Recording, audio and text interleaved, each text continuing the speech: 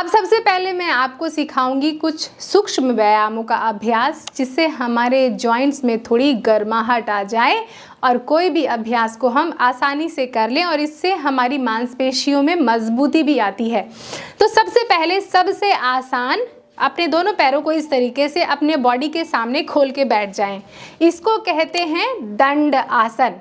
इस तरीके से खोल के बैठ गए। आप चाहें तो दोनों हाथों को ऐसे बॉडी के पीछे रख लें और थोड़ा सा पीछे की तरफ झुक जाएं, ऐसे लीन हो जाएं, ऐसे पीछे की तरफ झुक जाएं, ऐसे। अब अपने दोनों पैर के जो एंकल्स हैं ना, ये जगह, इनको आगे पीछे ऑल्टरनेट इस तरीके से मूव करेंगे। इससे क्या होगा कि एंकल्स, पैर के पंजे, पैर की उंगलियों पर तो इसका अच्छा इफेक्ट आएगा, साथ ही घुटनों पर इसका बहुत अच्छा इम्पैक्ट आएगा। तो इस तरीके से अंदर बाहर ऑल्टरनेट कर लिया कम से कम 15 से 20 बार।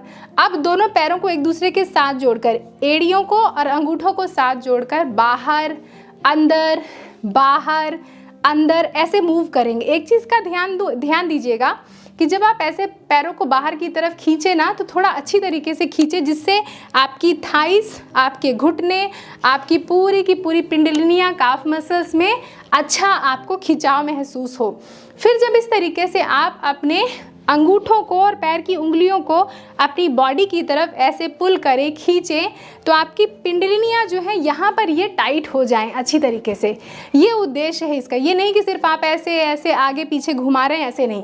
बाहर खींचें, अंदर की तरफ खींचें, बाहर की तरफ खींचें तो थाई टाइट हो जाए, घुटना टाइट हो जाए, और अंदर की तरफ खींचें तो घुटना और काफ मसल्स अच्छी तरीके से टाइट हो जाएं, ऐसे। अब इसको भी 15 से 20 बार अभ्यास कर लीजिएगा। अब तीसरा अभ्यास, अपने पूरे पैर के पंजों को इस तरीके से क्लॉकवाइज पहले 10 to 20 टाइम्स कर लें, ऐसे घुमा लें, और फिर ऑपोजिट घुमा लें इस तरीके से 10 to 20 टाइम्स इस तरीके से। और ब्रीदिंग जो है अभी नॉर्मल रखिए, ऐसे। तो इतने अभ्यास मात्र से आप देखेंगे कि आपके पैरों पर रक्त का संचार इम्प्रूव हो गया है, और अब धीरे धीरे ऐसे अपने पैरों को टैप करें, इससे भी ब्लड का सर्कुलेशन इम्प्रूव होता है। अब क्या करें कि अपने पैरों को धीरे धीरे ऐसे घुटने से मोड़ें, ऐसे, और फिर इसको मैट पर रख दें, फिर घुटने से मोड़ें, फिर मैट पर रख दें।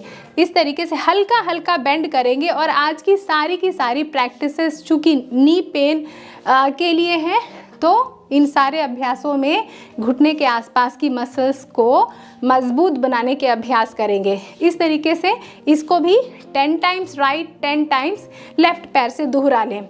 फिर उसके बाद क्या करें, राइट पैर को घुटने से मोड़ें, इसको लेफ्ट थाई के ऊपर ऐसे रख दें, इस तरीके से, ऐसे। फिर उसके बाद राइट पैर को सीधा कर लें, लेफ्ट पैर को मोड़ें। ये हो गया अर्धबद्ध कोणासन का अभ्यास या हाफ कॉबलर पोज।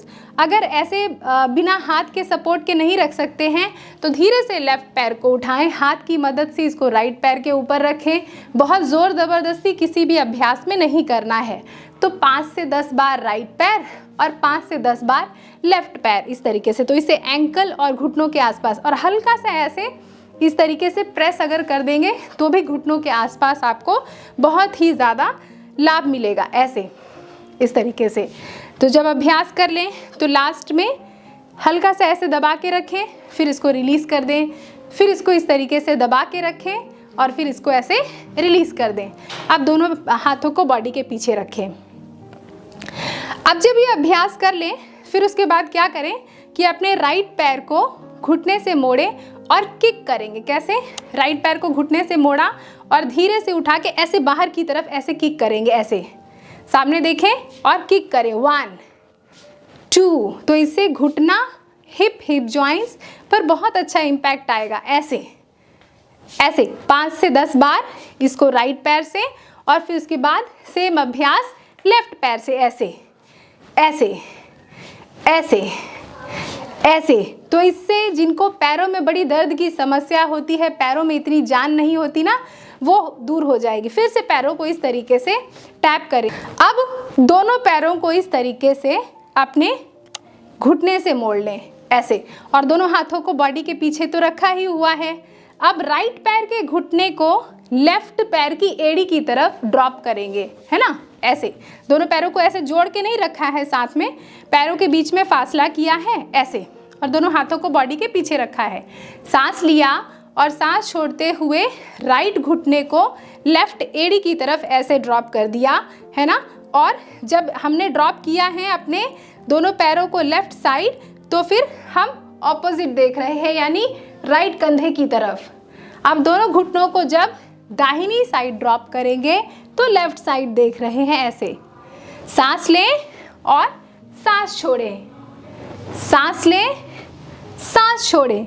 तो इसका अभ्यास 5 से 10 बार आप राइट साइड और लेफ्ट साइड कर लें। हाँ, एक चीज़ और बताऊं, जब आप इसका अभ्यास करेंगे तो हो सकता है अभ्यास करते करते ऐसे, अभ्यास करते करते आप आगे की तरफ ऐसे फिसल जाएंगे। देखिए मैं कितना अभ्यास करते करते आगे आ गई, फिर से पीछे जाइए और अभ्यास को फिर से ऐसे ही जारी रखिए।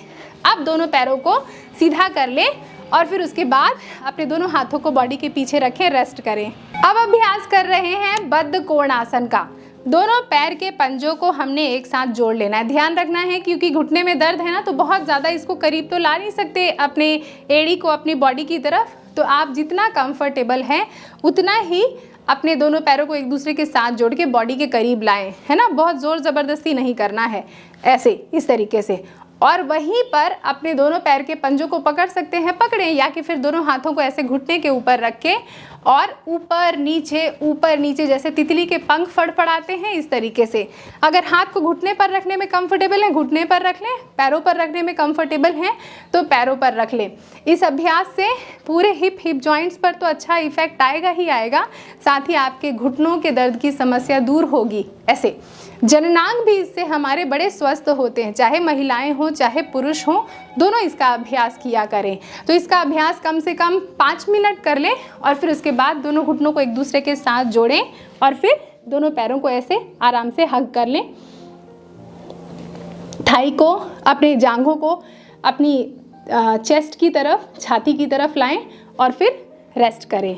दोनों पैरों को खोल लें और आराम करें। अब हम अगला अभ्यास करेंगे हिंडोल आसन का। इसका अभ्यास करने के लिए अपने राइट पैर को, दाहिने पैर को हमने इस तरीके से उंगली फंसाई और अपने पैर को ऐसे पकड़ लिया। फिर उसके बाद क्या करेंगे कि अपने पैर को उठाया। अब देखिए एक ऑप्शन आपके पास ये है कि मैं कंसीडर कर रही हूँ कि आपके पैरों में बहुत दर्द है और फ्लेक्सिबिलिटी कम है, तो इसलिए आपका जो राइट पैर का पंजा है वो चेस्ट के सामने है और इसको अंदर बाहर इस तरीके से कम इसका अभ्यास 5 से 7 बार इस तरीके से हिला लें और फिर उसके बाद राइट पैर को रख दें मैट पर। फिर इसी तरीके से लेफ्ट पैर को उठाएं और लेफ्ट पैर को भी अंदर बाहर इस तरीके से झुलाएं। एक काम और कर सकते हैं कि अगर थोड़ी सी फ्लेक्सिबिलिटी आपकी अच्छी है तो राइट पैर को ऐसे उठाया और फिर उसके बाद लेफ्ट हाथ को ऐसे रैप करते हुए, लेफ्ट एल्बो जो है राइट पैर के पंजे के पास है और राइट एल्बो राइट नी के पास है, और फिर दोनों हाथ की उंगलियों को एक दूसरे के साथ ऐसे फंसा लिया और इस तरीके से हम अपने पैरों को झुला रहे हैं। इस तरीके से कम 5 से 7 राउंड इसका अभ्यास करें और अगर ज़्यादा करना चाहते हैं तो कम से कम 1 मिनट इसका अभ्यास एक पैर से कर लें, फिर उसके बाद इसको छोड़ दें। तो 2 अभ्यास मैंने बताया है, दोनों में से आप जिसमें कंफर्टेबल हैं उस अभ्यास को इस तरीके से करें, ऐसे। अब हम इस आसन को रिलीज कर दे रहे हैं। अब हम आगे के जो आसन हैं उनको लेट कर करेंगे और जो लोग बैठ कर नहीं कर सकते हैं अब आगे के जो प्रैक्टिसेस हैं उनको लेट कर कंटिन्यू करेंगे। अब आगे के अभ्यास हम आराम से पीठ के बल लेट कर करेंगे तो इससे आपको और भी आसानी हो जाएगी। अब हम अभ्यास कर रहे हैं रिवर्स पिजन पोज या सूची रंध्रासन, या इसको इंग्लिश में फिगर 4 स्ट्रेच भी कहते हैं। तो अब क्या करेंगे, अपने दोनों पैरों को हमने ऐसे घुटने से मोड़ लिया, राइट पैर को ऐसे लेफ्ट थाई के ऊपर ऐसे रख दिया। अब देखिए आपके घुटने में दर्द है ना, तो आप ऐसे थोड़ा इधर से देखिए, ऐसे। तो घुटने में दर्द है तो इस तरीके से दोनों हाथों को दोनों पैरों के बीच में, अपने लेफ्ट थाई के बीच में ऐसे लेके जाएंगे। यहाँ पर घुटने के नीचे ना पकड़ पाएं, क्योंकि कुछ लोगों को बहुत दर्द होने से, ऐसे पुल करने से बहुत एक्सट्रीम पेन होता है। तो आप अपनी जो थाई है ना, इसके पीछे यहाँ पर पकड़ें ऐसे। अब चाहे तो सांसें आप नॉर्मल भी ले सकते हैं और अपने एंकल को ना अपनी चेस्ट की तरफ ऐसे पुल करें और ब्रीद करते रहें, सांस लेते और छोड़ते रहें। कम से कम इसको 30 सेकेंड आप ऐसे होल्ड करके रखेंगे। इससे पूरे हिप्स के अराउंड तो आपको बहुत अच्छा इफेक्ट आएगा, साथ ही राइट नी आपकी बहुत अच्छी तरीके से खिंचाव पा रही है। अब इसी अभ्यास को हम दूसरे पैर से करेंगे। अब लेफ्ट फुट को राइट थाई के ऊपर ऐसे रख दिया इस तरीके से, और फिर उसके बाद दोनों हाथों को राइट थाई के बीच से लेके गए। अब मैं यहाँ पे शिन बोन पकड़ने की सलाह नहीं दूंगी। अगर घुटने में ज़्यादा दर्द है आप यहाँ पर पकड़ें थाई के नीचे। कभी थाई बहुत मोटी होती है तब भी नहीं पकड़ा जाता है, और फ्लेक्सिबिलिटी कम होती है तो भी नहीं पकड़ा जाता है। नॉर्मल ब्रीदिंग के साथ कम से कम 30 सेकेंड इस पोस्चर को यहाँ पर होल्ड करें और फिर उसके बाद रिलीज़ कर दें। 30 सेकेंड होल्ड करें और इसको कम से कम 3 बार करें। तो एक बार 3 बार राइट 3 बार लेफ्ट अभ्यास कर लें और फिर उसके बाद शवासन में लेट जाएं। अब हम अगला अभ्यास करेंगे सुप्त वक्रासन का। दोनों हाथों को बॉडी के साइड में रखिए, या तो दोनों हाथों को इस तरीके से टी की पोजीशन पे लेके आ जाइए, या आप ऐसे एल्बो से मोड़ कर रख लीजिए। अब अपने क्या करेंगे, अपने राइट पैर को ऐसे घुटने से मोड़ा, और राइट पैर को घुटने से मोड़ने के बाद इसको लेफ्ट नी के दूसरी तरफ इस तरीके से ऐसे ड्रॉप कर देंगे। फिर उसके बाद सांस लेंगे और सांस छोड़ते हुए अपने राइट घुटने को लेफ्ट साइड ऐसे ड्रॉप करेंगे ऐसे, और फिर उसके बाद अपने चेहरे को घुमा देंगे राइट कंधे की तरफ और नॉर्मल ब्रीदिंग करते रहेंगे। कम से कम 10 सेकेंड या 30 सेकेंड इस पोस्चर को रोकेंगे और दोनों पैरों से इसको 3 बार रिपीट करेंगे। ये हो गया राइट पैर से, और फिर उसके बाद लेफ्ट पैर को भी ऐसे मोड़ लिया। लेफ्ट पैर के पंजे को राइट घुटने की दूसरी तरफ रखा, सांस लिया और सांस छोड़ते हुए अपने लेफ्ट घुटने को ऐसे मैट पर या फ्लोर पर ड्रॉप करें और चेहरे को लेफ्ट घुटने की तरफ ऐसे लेफ्ट शोल्डर की तरफ इस तरीके से घुमा दें और ब्रीथ करते रहें। अब यहाँ पर मैं आपको एक वेरिएशन बताऊंगी। बहुत से लोगों के लिए पॉसिबल नहीं है कि घुटना ऐसे ड्रॉप कर पाएँ दोनों साइड, क्योंकि बहुत एक्सट्रीम दर्द होता है। तो आप एक तकिए का इस्तेमाल कर सकते हैं। तो ये मेरे पास यहाँ पर एक बॉल्स्टर है, इसको मैं इस्तेमाल करूँगी। और अब देखिए इसका अभ्यास, एक साइड बस दिखला रही हूँ। लेफ्ट पैर को ऐसे राइट घुटने की दूसरी तरफ रखा जैसे पहले अभ्यास किया था, और फिर बॉल्स्टर या मोटी तकिया को आप अपने बॉडी के करीब रखें और फिर उसके बाद अपने घुटने को इस तकिए के ऊपर ऐसे ड्रॉप कर दें इस तरीके से। जिनका पैर बहुत नीचे ना जा पाए इस तरीके से ड्रॉप कर दें और चेहरे को अपने लेफ्ट कंधे की तरफ ऐसे घुमा दें।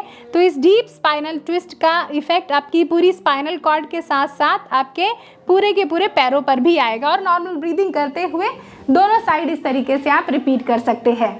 अब हम आखिरी एक अभ्यास करेंगे जिसका नाम है सेतुबंध आसन।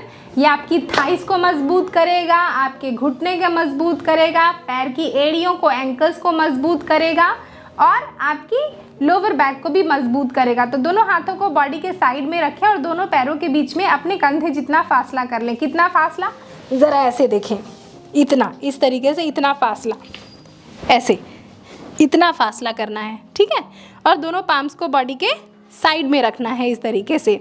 और फिर उसके बाद धीरे से अपनी हिप को अप करना है, अप करना है, अप करना है, सांस लेना है और फिर उसके बाद सांसों को रोक के रखना है और सांसों को ऐसे छोड़ देना है। ऐसे सांस लेना है, सांसों को रोकना है और सांस को छोड़ देना है। कम से कम 10 बार इसका अभ्यास। सांस लें, रोकें, 1 2 3 और सांस को छोड़ दें ऐसे। तो इससे धीरे धीरे हिप को अप करें, रोकें, 1 2 3 और फिर ऐसे ड्रॉप कर दें। तो 10 बार इसका अभ्यास करें। सांसों को रोक सकते हैं तो 3 काउंट, 4 काउंट, 6 काउंट, जितनी देर भी रोकना चाहे रोकें और फिर उसके बाद रिलीज़ कर दें। एक बार इधर से भी इसका अभ्यास देखें। बहुत जल्दी मूव हो गई। अब इस तरीके से पैरों को दूर कर लिया, सांस लिया और सांस को रोका और छोड़ दिया, सांस लिया, रोका और फिर धीरे धीरे छोड़ दिया, ऐसे। तो इस अभ्यास को जब आप करें तो आप खुद महसूस करेंगे घुटने और थाइस के अराउंड जो आपको एक स्ट्रेच मिल रहा है। अब उसके बाद शवासन में लेटेंगे कम से कम 5 से 10 मिनट तक, उसके बाद ही अपने अभ्यास को विराम देंगे। दोस्तों अगर आप